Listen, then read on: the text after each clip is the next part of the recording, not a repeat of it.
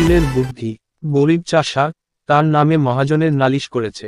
বেচারা কবে তার কাছে 25 টাকা নিয়েছিল সুদে আসলে, তাই এখন 500 টাকায় দাঁড়িয়েছে। চাষা অনেক কষ্টে 100 টাকা জোগাড় করেছে, কিন্তু মহাজনের বলছে 500 টাকার 1 পয়সাও কম নয়, দিতে না পারতো জেলে যাও। সুতরাং চাষার আর রক্ষা নাই। এমন সময় সামলা মাথায় চশমা চোখে তখর বুদ্ধি উকিল এসে বলল, ওই 100 টাকা আমায় দিলে তোমার বাঁচবার উপায় করতে পারি। চাষা তার হাতে ধরল, পায়ে ধরল, বলল, আমায় বাঁচিয়ে দিন। উকিল বলল, তবে শোন, আমার ফন্দি বলি, যখন আদালতের কাঠগড়ায় গিয়ে দাঁড়াবে তখন বাপু হে কথা টথা কয় না। যে যা খুশি বলুক, গাল দিক আর প্রশ্ন করুক, তুমি তার জবাবটি দেবে না, খালি পাঠার মতো ব্যাক করবে। তা যদি করতে পার তাহলে আমি তোমায় খালাস করিয়ে দেব।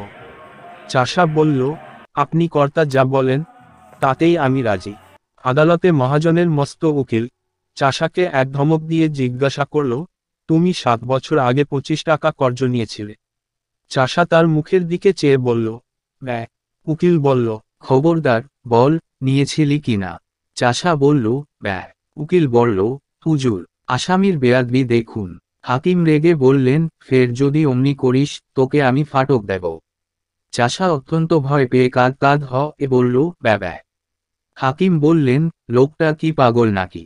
তখন চাষার উকিল উঠে বলল, হুজুর, ও কি আজকের পাগল, ও বহুকালের পাগল, জন্মে অবধি পাগল। ওর কি কোনো বুদ্ধি আছে, না কাণ্ডজ্ঞান আছে? ও আবার কর্জ নেবে কি? ও কি কখনো ক্ষত লিখতে পারে নাকি? আর পাগলের ক্ষত লিখলেই বা কি? দেখুন দেখি এই হতভাগা মহাজনটার কাণ্ড দেখুন তো। ইচ্ছে করে জেনে শুনে পাগলটাকে ঠকিয়ে নেবার মতলব করেছে। আরে ওর কি মাথার ঠিক আছে? এরা বলেছে এইখানে একটা আঙ্গুলের টিপ দে, পাগল কি জানে, সে অমনি টিপ দিয়েছে। এই তো ব্যাপার। দুই উকিলে ঝগড়া বেঁধে গেল।